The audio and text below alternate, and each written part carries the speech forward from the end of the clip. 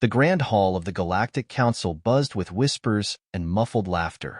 Hundreds of alien representatives filled the curved rows of seats that ascended like a coliseum, their forms illuminated by the rainbow light streaming through the crystal dome overhead.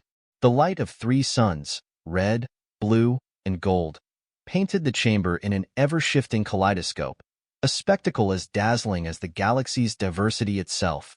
In the middle rows, Elias Carter adjusted his crisp black suit, struggling to look at ease.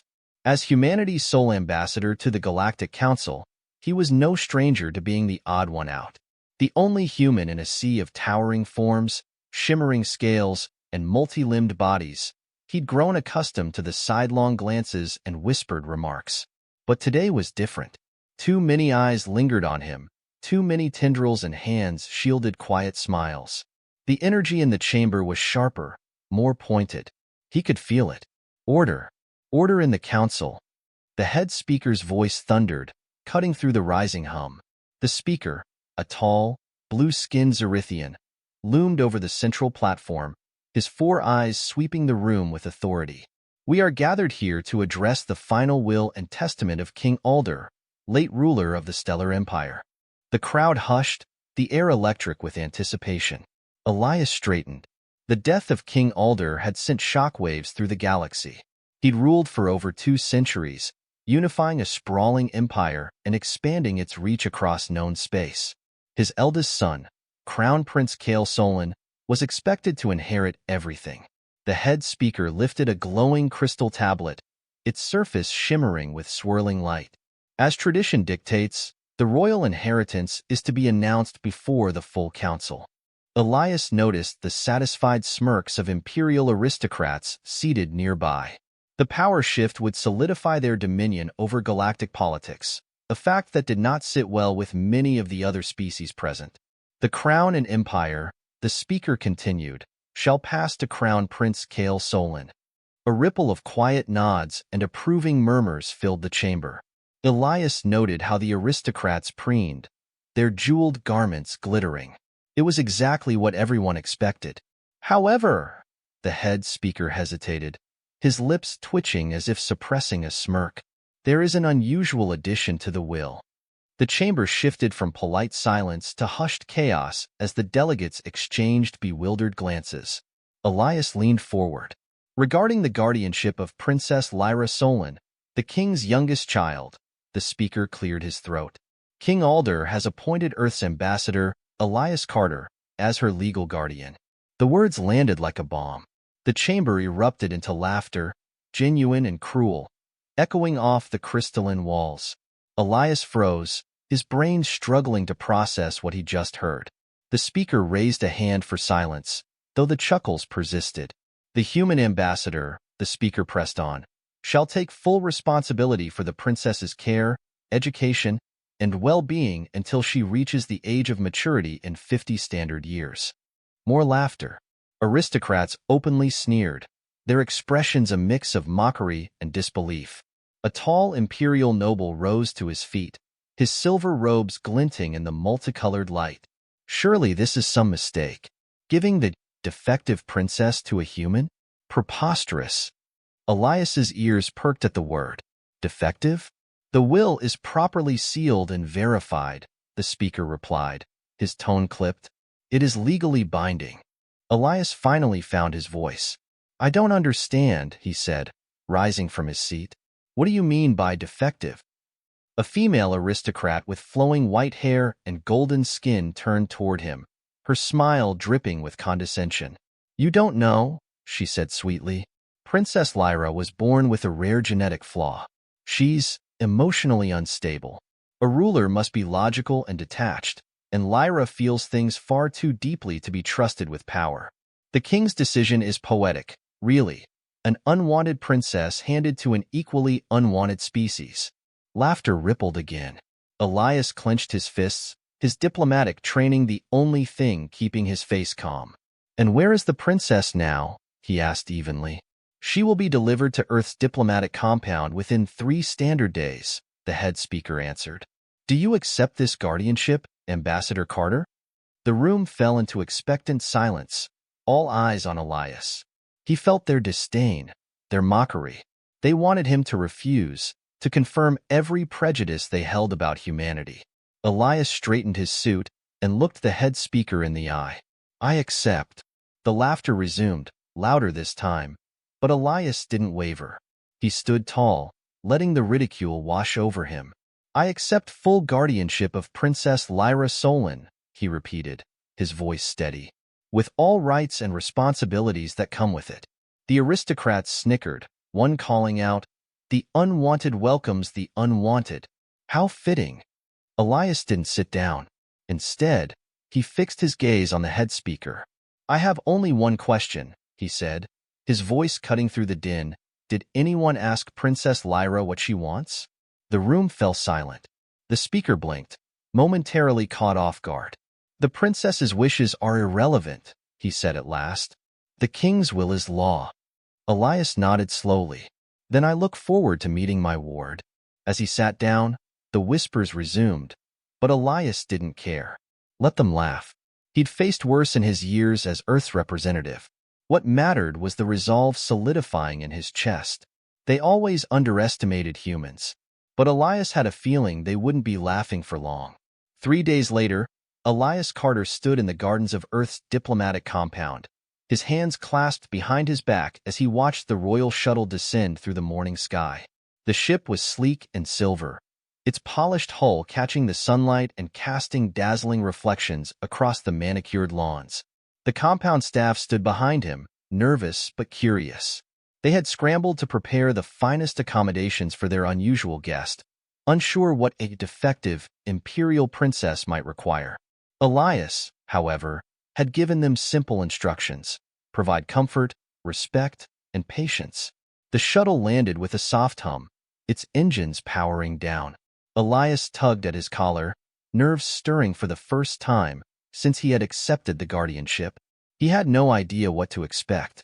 Was she truly the unstable liability the Empire described? Or was she something else entirely? The ship's door hissed open, releasing a ramp. 2 tall Imperial guards in ornate armor stepped out first, their expressions impassive. Then, a smaller figure appeared in the doorway. Elias blinked, surprised. Princess Lyra Solon, if the slight figure could even be called a princess, was barely taller than a human teenager. Her pale blue skin shimmered faintly in the sunlight, and her 4 eyes, 2 above, 2 below, were a striking silver, unlike the gold typical of her people. She wore a simple white dress, unadorned and modest, and carried only a small bag slung over one shoulder. She descended the ramp slowly, her movements precise and deliberate. Her gaze didn't meet Elias's until she reached the bottom, and when it did, he felt something unusual, a gentle ripple in his mind.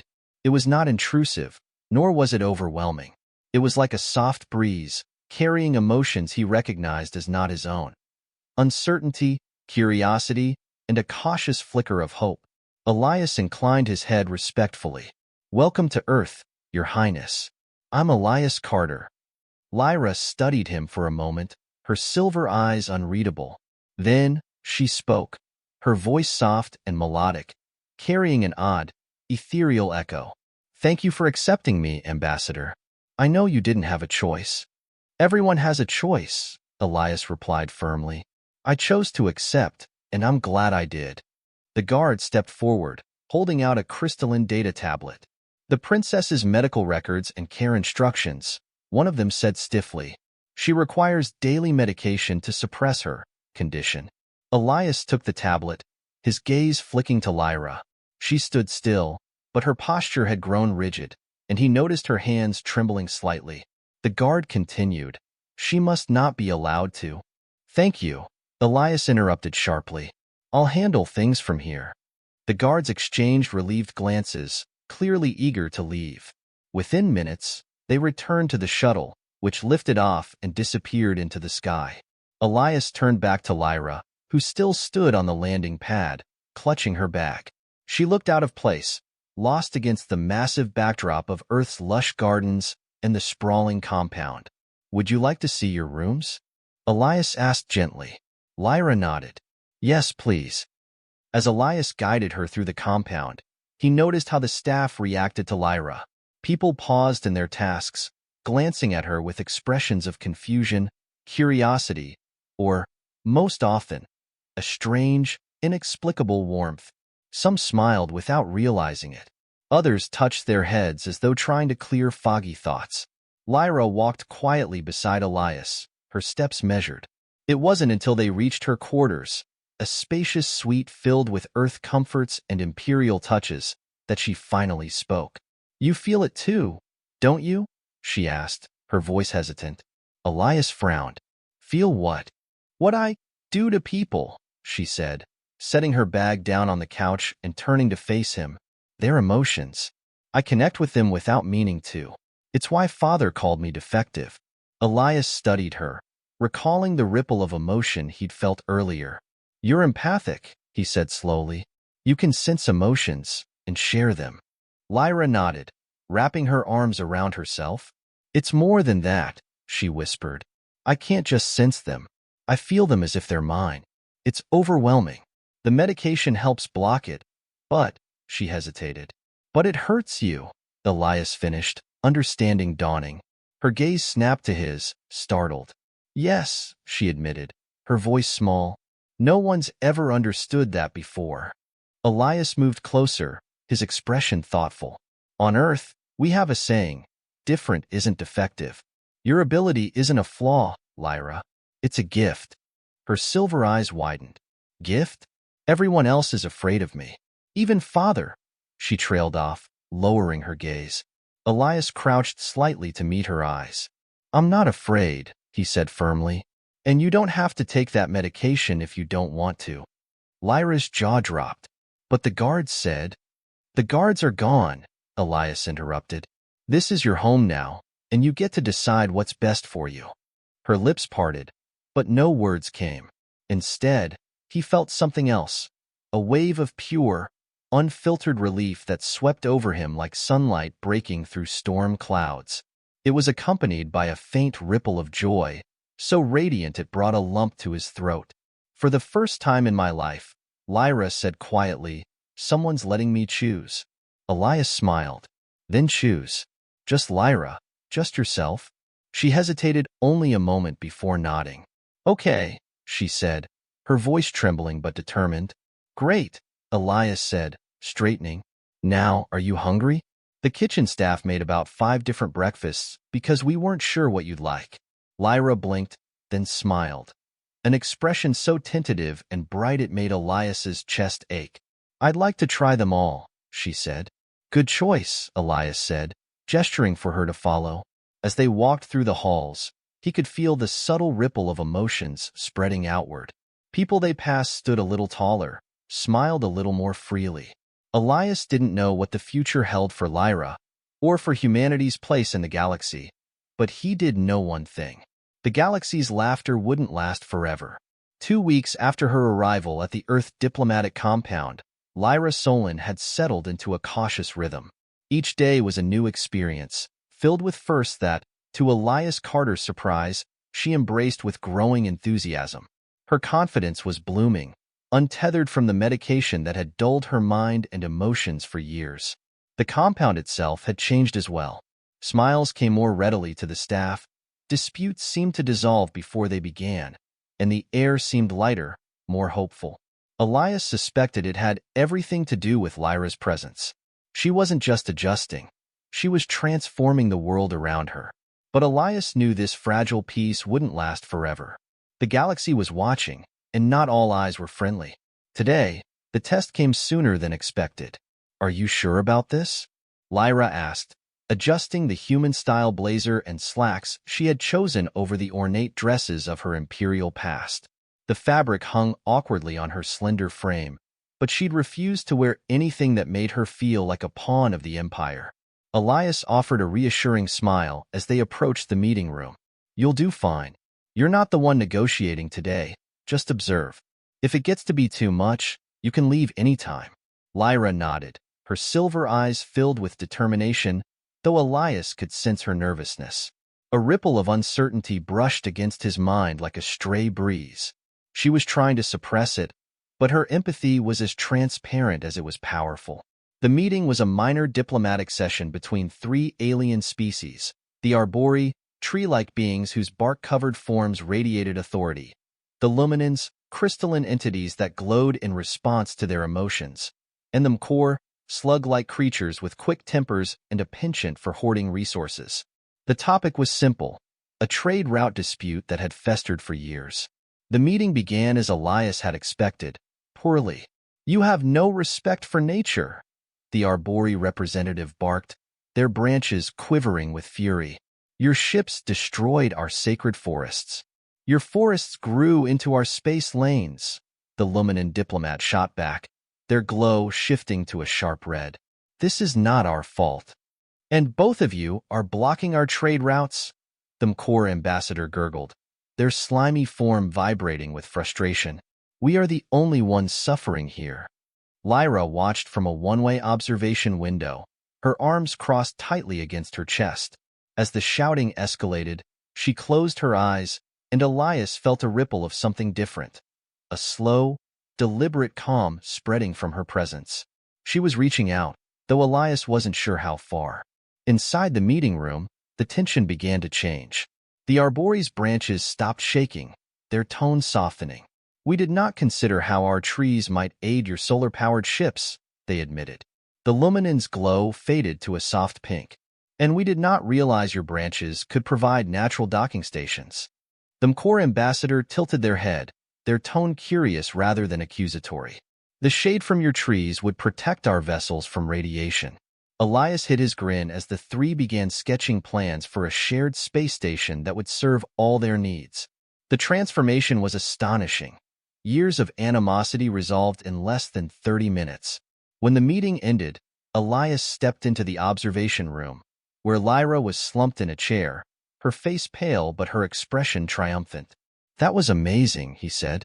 "How did you do it?" Lyra looked up at him, her smile faint but genuine. "I didn't do much," she said. "I just helped them feel what the others were feeling. It's harder to stay angry when you understand someone else's pain. You know what this means, don't you?" Elias asked, his voice brimming with pride. "You're not defective, Lyra. You might just be the best diplomat the galaxy has ever seen." Lyra's pale blue skin darkened slightly, a blush. "The Council won't accept it. They think emotions make you weak. Then they're about to get a lesson in strength." The next day, Elias's secure terminal chimed with an urgent message. He activated the display, and the face of Crown Prince Kale Solon filled the screen. The young prince was composed, his golden eyes reflecting the polished confidence of a seasoned ruler, but Elias could see the tension behind his serene facade. "My dear sister," Kale began, his tone as smooth as silk, "it has come to our attention that you are no longer taking your prescribed medication. For your safety and the safety of those around you, we must insist you return home at once." Elias glanced at Lyra, who stood at his side, her expression unreadable. But he felt her emotions clearly: fear, sadness, and a growing spark of defiance. "I'm not going back," Lyra said firmly, stepping into the camera's view. "I'm not broken, Kale, and I won't let you treat me like I am." Kale's expression hardened. "Your abilities are dangerous, Lyra. If you lose control, you could hurt countless people. And if I don't lose control?" Lyra countered. "What if I could help them instead? What if Father gave me to Elias because he knew I could make a difference?" Kale's eyes flickered with uncertainty, but his voice remained steady. "Father's will was unconventional, but I must act in the Empire's best interest. If you will not come willingly, I will have no choice but to." Elias cut the feed before Kale could finish. "He's afraid of you," Elias said, turning to Lyra. "Even through the screen, I could feel it." Lyra nodded slowly. "He feels me growing stronger," she said quietly. "And he's not the only one." Later that evening, as the compound settled into its usual quiet, Lyra wandered into the garden for some solitude. The stars above shimmered faintly through the protective dome, and the air smelled of Earth's rich soil, so different from the sterile, metallic scents of her imperial home. She was admiring a cluster of blooming flowers when she felt it, a sharp, cold presence. Hatred, determination. She spun around just as a shadow dropped from above, a figure clad in sleek, black armor, weapon raised. Time slowed. Lyra felt the assassin's emotions with perfect clarity. They wanted her dead, and they had no intention of failing. But Lyra wasn't powerless. Before the weapon could fire, she reached out with her mind, projecting every ounce of fear, pain, and uncertainty she had endured over the years. The emotions hit the assassin like a tidal wave. They stumbled, clutching their head as their weapon clattered to the ground. Elias's voice rang out. "Lyra!" He was running toward her, guards close behind. The assassin made one last lunge for their weapon, but the guards tackled them, pinning them to the ground. Lyra sank to her knees, trembling. Elias crouched beside her, his expression both worried and awed. "You stopped them," he said softly. "You stopped them." But Lyra wasn't listening. She was staring at the insignia on the assassin's armor, the royal crest of the Stellar Empire. "My brother sent them," she whispered, her voice hollow. And in that moment, Elias knew their quiet days at the compound were over. The tension in the diplomatic compound was palpable the morning after the assassination attempt. Guards patrolled in pairs, their vigilance doubled. Elias sat in his office, reviewing the evidence the security team had extracted from the would-be assassin's gear. Lyra stood by the window, her arms crossed tightly.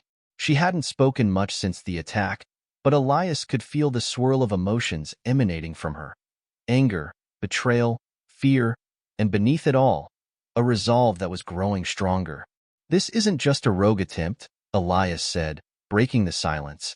"The assassin's equipment is military grade, and their insignia confirms it. They were sent by someone close to the imperial throne." "Kale," Lyra whispered. Elias glanced at her. "You're sure?" Lyra turned to face him, her silver eyes shimmering with intensity. "I felt it. The hatred, the urgency. It's his. He's scared, Elias. Scared of what I'm becoming." Elias leaned back in his chair, steepling his fingers. "If Kale is behind this, he's making a dangerous gamble. An attack on a protected diplomatic compound is an act of war. Even the Galactic Council wouldn't turn a blind eye to that." Lyra stepped closer to his desk. "He won't stop, Elias. Not until I'm silenced. I need to confront him." "You're not going back to the Empire," Elias said firmly. "I'm not asking your permission," she replied, her voice steady but laced with determination.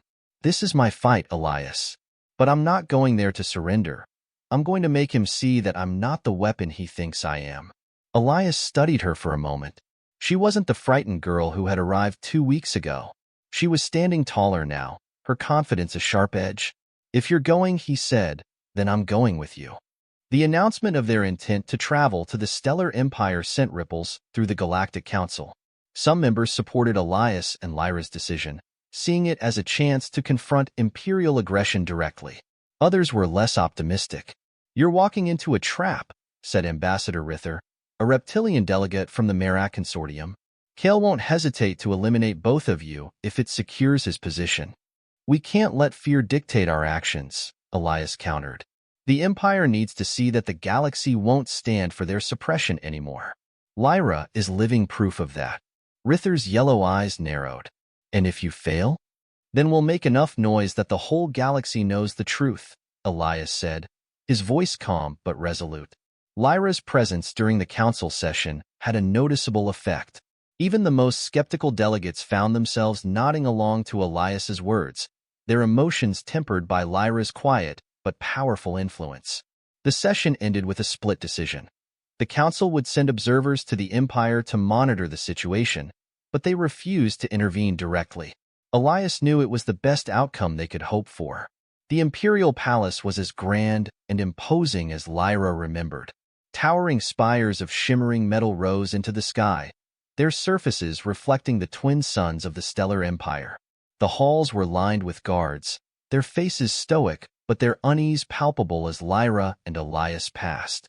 Kale greeted them in the throne room, his expression as polished as ever. He descended the steps of the raised dais, his golden robes trailing behind him.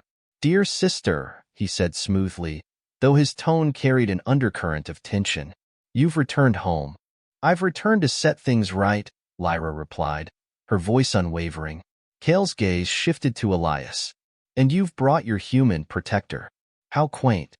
Elias smiled faintly. I'm here to make sure no one tries to stab her in the back again. Your last attempt didn't go so well. Kale's eyes narrowed, but he didn't rise to the bait. Instead, he gestured toward the grand table set in the center of the room. Let's talk. As the conversation unfolded, Lyra and Elias carefully steered Kale toward topics he didn't want to discuss.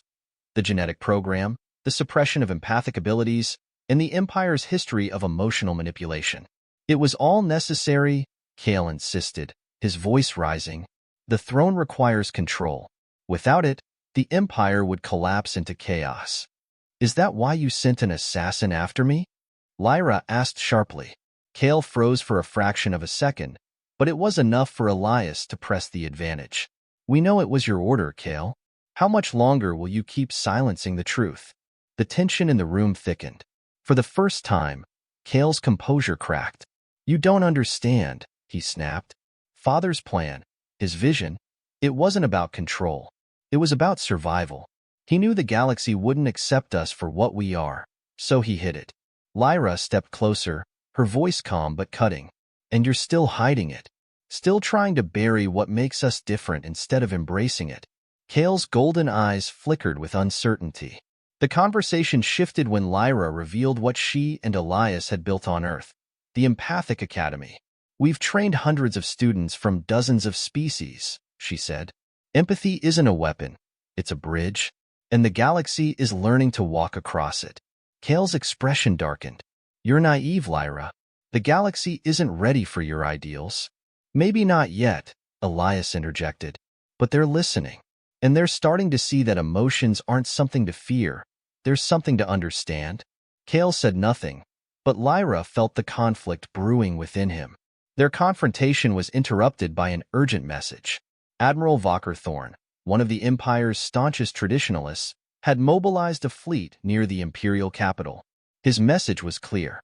If the throne wouldn't act to secure the Empire's future, he would.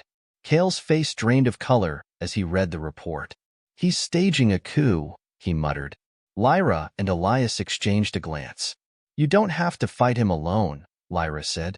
Kale looked at her, his expression a mix of desperation and reluctant hope. And what would you suggest? The three of them stood on the command deck of Kale's flagship, watching as Admiral Thorn's fleet approached.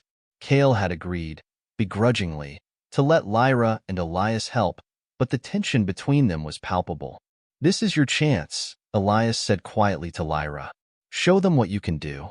Lyra stepped forward, her presence radiating calm and determination. She reached out with her mind, not just to Kale's crew, but to the fleet beyond. She sent waves of clarity and understanding, letting them feel the destructive futility of war and the possibility of a better future. On the view screen, several ships began to power down. One by one, their weapons went offline. Admiral Thorn appeared on the comms, his face contorted with fury. What are you doing to my men? I'm not doing anything to them, Lyra said calmly. I'm helping them see the truth. Thorn's flagship powered its weapons, but Kale stepped forward. Admiral, stand down, he commanded. This isn't just about the Empire anymore. This is about the future of the galaxy. The battle never came. Thorn's crew refused his orders, surrendering without firing a shot. 5 years had passed since the confrontation with Admiral Thorn, and the galaxy had changed in ways no one could have imagined. Where once there had been division, fear, and suppression, there was now a growing harmony, a fragile but persistent thread binding species together. Lyra Solon, now the High Chancellor of the Empathic Academy and the Galactic Council's most celebrated diplomat, stood on the observation deck of the Council's newly built Unity Station.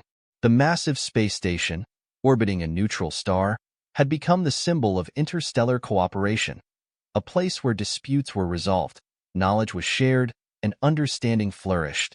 Elias Carter stood beside her, his once dark hair now streaked with silver. Though he still served as Earth's ambassador, his role had expanded into mentorship and guidance for the Academy's growing network of empaths. Together, they had forged a bond that transcended species and titles. To Elias, Lyra was no longer just his ward. She was his daughter in every way that mattered. It's beautiful, isn't it? Lyra said, gazing out at the ships docking at the station. Vessels from dozens of species, their designs as varied as the stars themselves.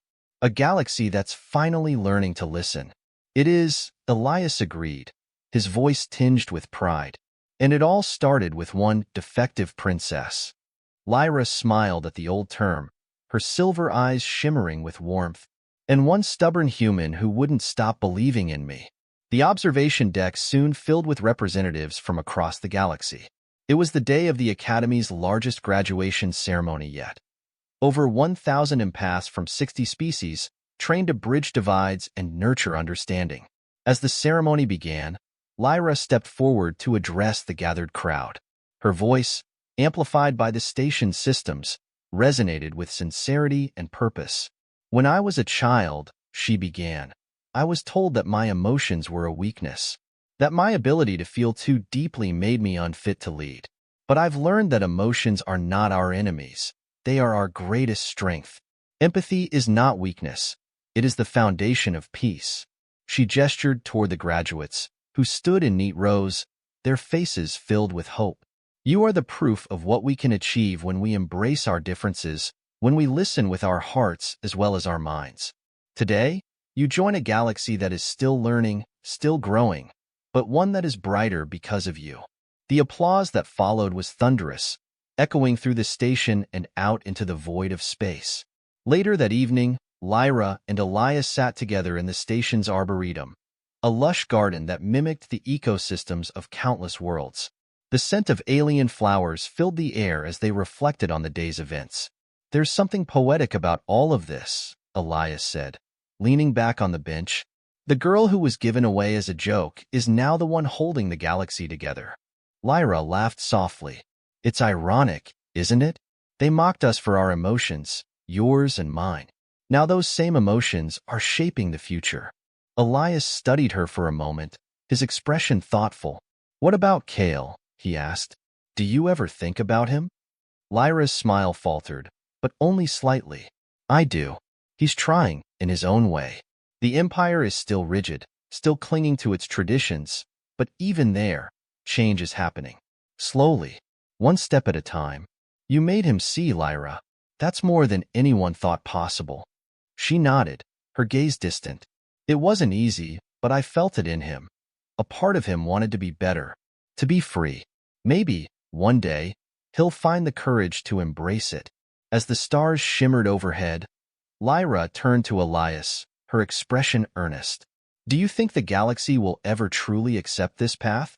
Empathy, understanding. It's not easy. Some still resist.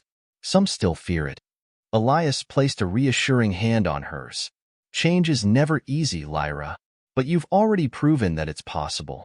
You've given the galaxy something it didn't have before, hope. And as long as there are people like you to carry that hope forward, we'll be fine. For a moment, neither of them spoke. The quiet hum of the station, the distant laughter of the graduates celebrating, and the soft rustle of alien trees filled the air. It was peaceful, yet alive with potential. Lyra smiled, her heart swelling with gratitude and determination. Then we'll keep going, she said, one connection at a time. As they sat together, the light of distant stars reflecting in their eyes, it was clear that the galaxy wasn't perfect. There would still be challenges, conflicts, and moments of doubt. But for the first time in centuries, there was a path forward. A path carved not by war or domination, but by the simple, profound power of understanding. And in that moment, Lyra Solon and Elias Carter knew that they had not just changed the galaxy. They had given it a future worth fighting for.